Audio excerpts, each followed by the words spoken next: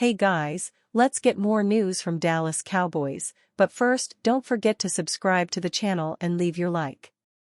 3 defensive takeaways from Cowboys' preseason loss. What are your main takeaways, no pun intended, from what we saw from the Cowboys' defense on Sunday? The defense was the standout in the Cowboys' first preseason game, registering 4 interceptions and holding the Rams to 6 points until the final drive. Even in the 13-12 loss, what was especially noteworthy from Dallas' defensive performance? Pick party. Remember the days when our best defensive backs, sometimes even Pro Bowlers, would only get maybe 1 or 2 interceptions all year? Now even our camp bodies have hands and make opponents pay for errant throws. It's such a welcome change in how the Cowboys' defense operates, and a credit to the coaches and scouts for a clear organizational adjustment. With the starters out, it was Eric Scott, Marquise Bell, Julius Wood, and Brock Mogensen who had the picks in Los Angeles. Granted, they mostly came on some terrible decisions by Rams QB Stetson Bennett, but seeing our guys consistently make the play now is so rewarding after years of dropped opportunities. Rookie gets picked on. Kalen Carson was clearly in Sean McVay's crosshairs as the 5th-rounder got targeted numerous times in the first half. While he was often able to close and make the tackle, Carson gave up several completions to the Rams' backup QB and receivers. It's hardly a reason to panic about Dallas CB depth, as Carson has been one of the stars of camp, and is only the 4th corner at most. Hopefully, this was his welcome to the NFL moment and the rookie will improve from it. No pressure. Did anyone else miss Sam Williams? With the starters rightfully sitting and rookie Marshawn Kneeland only playing a little bit early, Dallas' ragtag band of pass rushers failed to put much heat on Bennett throughout the game. Al-Quadin Muhammad and Denzel Daxon shared the only sack from the defensive linemen. Otherwise, commentators noted several times that Bennett had clear pockets and perhaps even too much time to throw, leading to some of his interceptions. While he didn't get a sack, one player who did seem to be winning against his blockers was Shaka Toney. He slipped around the tackles a few times with a path to Bennett, but the ball was released before he could make contact. It's wide open at the bottom of the D depth chart, so these games are going to be huge for guys like Toney, Muhammad, Tyrus Wheat, and others to show they deserve those final spots. A diehard Dallas Cowboys fan has added another Cowboys tattoo to his collection just in time for the new football season, but this one is a unique nod to Jimmy Johnson's famous phrase, "How about them Cowboys?"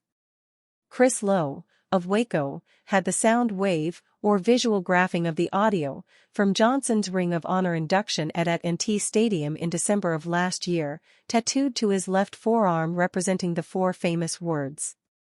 "I designed it." Took the sound wave. A lot of people may not know what sound waves are, but in the studio it's the graphing of audio, and so I took that sound wave, added a Cowboys star to the end, and now for the rest of my life, I have this on my arm. How about them Cowboys? Lowe explained. Johnson first made the catchphrase famous when he delivered a post-game speech on January 17, 1993, when the Dallas Cowboys defeated the San Francisco 49ers 30-20 in the NFC Championship to advance to the Super Bowl. It remained the battle cry for Cowboys fans throughout the 90s, when the Cowboys won 3 Super Bowls in 4 years. The phrase has remained popular for the last 30 years, appearing in commercials and television shows. It was also the departing words of Johnson at his induction speech as he became the 25th member of the Cowboys' revered Ring of Honor, and only the 2nd head coach, joining Tom Landry. Lowe had the tattoo done during a recent trip to Las Vegas.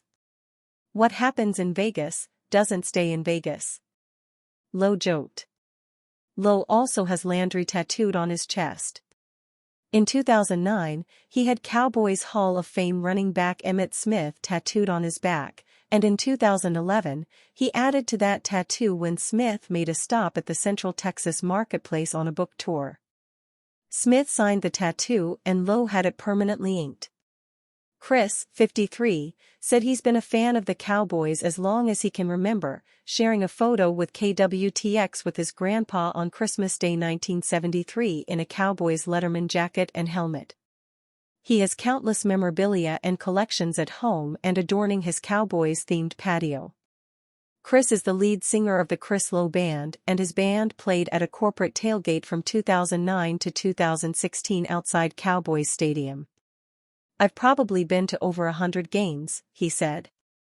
Chris said he enjoys traveling to Cowboys games and watching them from home alongside his daughters and his wife, Jackie.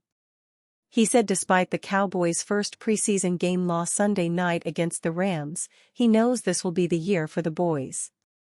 "My motto is once a fan, always a fan," Chris said. The Dallas Cowboys and Pittsburgh Steelers both feel like they have what it takes to return to the playoffs in 2024. Dallas is coming off 3 straight 12-win seasons and are looking to keep that success going. The Steelers feel as though they can revitalize Russell Wilson's career. However, the two historic franchises are suddenly drawing trade talks around the league. The Dallas Cowboys and Pittsburgh Steelers suddenly drawing trade talks. Devavra Kulkarni of NFL Analysis listed 4 trades the Steelers should pursue. Brandin Cooks of the Cowboys was on that list. Similar to Aiyuk, the Steelers could also look at Brandin Cooks, the current number 2 in Dallas.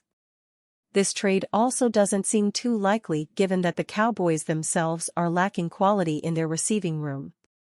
However, a good value for the trade, especially in terms of draft capital, may be enough for the Cowboys to think it over.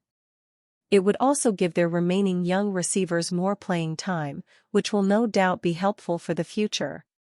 It was unclear what the Dallas Cowboys would do without CeeDee Lamb entering training camp, but the wide receivers have stepped up in big ways.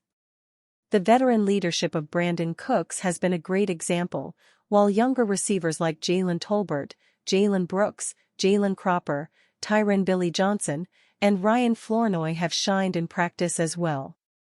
In spite of an injury that briefly slowed him, Flournoy has especially shown flashes of promise when he has been on the field. 2 weeks into training camp, Mickey Spagnola of DallasCowboys.com said the Cowboys' offense is really cooking with Cooks. It would be interesting to see if the Cowboys would move on from a veteran like that in the wake of such uncertainty at the position. Cooks admitted that his start to the 2023 season, along with the rest of the offense, wasn't ideal. This time around, it'll be increasingly important for the Cowboys to start hot with the tough part of the schedule front-loaded in 2024. "I think this time of the year we're in review mode," he said. "We've got a year under our belt learning the offense. To be able to pick that pace up, I think that's going to be huge. When you come out week 1, you gotta be able to hit the ground running rather than work out those kinks."